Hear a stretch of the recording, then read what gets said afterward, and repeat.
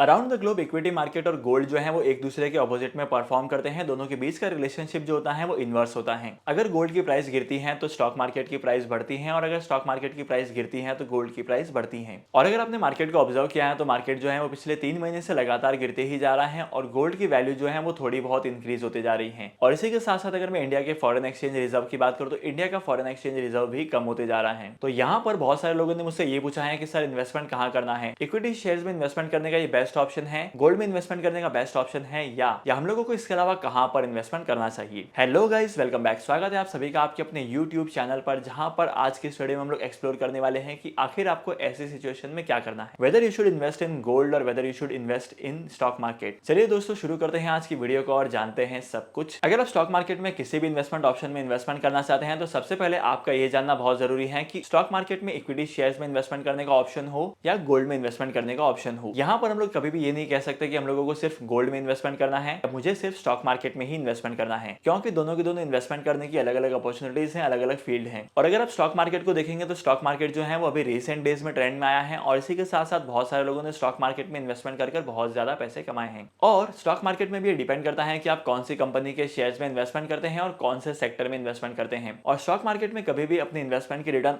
इस चीज पर डिपेंड करती है कि इकोनॉमी कैसा परफॉर्म कर रही है, और इसी के साथ साथ यहाँ पर फ्यूचर में आपको कैसे परफॉर्मेंस देखने को मिलेंगे। और इसी के अगेंस्ट में अगर मैं गोल्ड की बात करूं तो गोल्ड में जो है लोग पहले से इन्वेस्टमेंट करते हैं, क्योंकि गोल्ड में इन्वेस्टमेंट करने का मतलब होता है सबसे सेफेस्ट ऑप्शन इन्वेस्टमेंट करने का। क्योंकि जैसे कि आप ग्राफ में देख सकते हैं कि गोल्ड की प्राइसेस जो है वो लगातार बढ़ते ही जा रही हैं, और इसके साथ साथ रियल एस्टेट की प्राइसेस भी बढ़ती जा रही हैं। जैसे जैसे गोल्ड की प्राइस बढ़ती है वैसे वैसे रियल एस्टेट की प्राइसेस भी बढ़ती हैं। अब हम आते हैं वीडियो के सेकंड पार्ट पर। सबसे पहले ये समझना बहुत ज्यादा इंपॉर्टेंट है कि अगर आप स्टॉक मार्केट में अपने इन्वेस्टमेंट के पोर्टफोलियो को डाइवर्सिफाई करना चाहते हो तो आपको इक्विटी शेयर्स में भी इन्वेस्टमेंट करना पड़ेगा, और इसी के साथ साथ आपको गोल्ड में भी इन्वेस्टमेंट करना पड़ेगा। लेकिन ये टोटल आपके ऊपर डिपेंड करता है कि आपको इन्वेस्टमेंट गोल्ड में कब करना है और इन्वेस्टमेंट इक्विटी शेयर्स में कब करना है। देखो, दुनिया के बहुत सारे सक्सेसफुल इन्वेस्टर ये कहते हैं कि जब भी किसी भी इन्वेस्टमेंट ऑप्शन में प्राइसेस गिरने लगती हैं तब उस इन्वेस्टमेंट ऑप्शन में इन्वेस्टमेंट करने का सही मौका होता है। और तो और जैसे कि हम लोगों ने मार्केट को पिछले 3 महीने से ट्रैक किया है, मार्केट में बहुत सारे मल्टी बैगर शेयर्स की वैल्यू जो है वो गिरते जा रही है। तो इसका डेफिनेट मतलब ये निकलता है कि अगर आप स्टॉक्स में इन्वेस्टमेंट करते हैं, अभी कुछ ऐसे मल्टी बैगर शेयर्स में इन्वेस्टमेंट करते हैं जिसकी वैल्यू जो है वो गिरते ही जा रही है, तो यहाँ पर आपको काफी अच्छे रिटर्न कमाने को मिलेंगे। और इसी के साथ साथ आप थोड़ा बहुत इन्वेस्टमेंट गोल्ड में भी कर सकते हैं, क्योंकि गोल्ड में इन्वेस्टमेंट करना मतलब अपने इन्वेस्टमेंट के पोर्टफोलियो को डाइवर्सिफाई करना होता है। वैसे गोल्ड में इन्वेस्टमेंट करने के बहुत सारे ऑप्शन है। अगर आपको इन्वेस्टमेंट करना है तो आप इन्वेस्टमेंट कर सकते हैं फिजिकल गोल्ड में, डिजिटल गोल्ड में इन्वेस्टमेंट कर सकते हैं, सोवरेन गोल्ड बॉन्ड में इन्वेस्टमेंट कर सकते हैं। अगर आपको जानना है कि इन तीनों ऑप्शन में कैसे इन्वेस्टमेंट करते हैं और भी कौन कौन से ऑप्शन होते हैं गोल्ड में इन्वेस्टमेंट करने के, तो इसके ऊपर मैंने एक डेडिकेटेड वीडियो बनाई है जिसकी लिंक आपको डिस्क्रिप्शन में मिल जाएगी। वहां पर जाकर आप ये चेक कर सकते हैं कि कौन से इन्वेस्टमेंट ऑप्शन में इन्वेस्टमेंट करना सेफ होगा और कौन से इन्वेस्टमेंट ऑप्शन में आपको कम से कम इन्वेस्टमेंट करना पड़ेगा और ज्यादा से ज्यादा रिटर्न कमाने को मिलेंगे। इसके अलावा अगर आपको जानना है कि स्टॉक मार्केट में इक्विटी शेयर्स में कौन कौन से सेक्टर्स में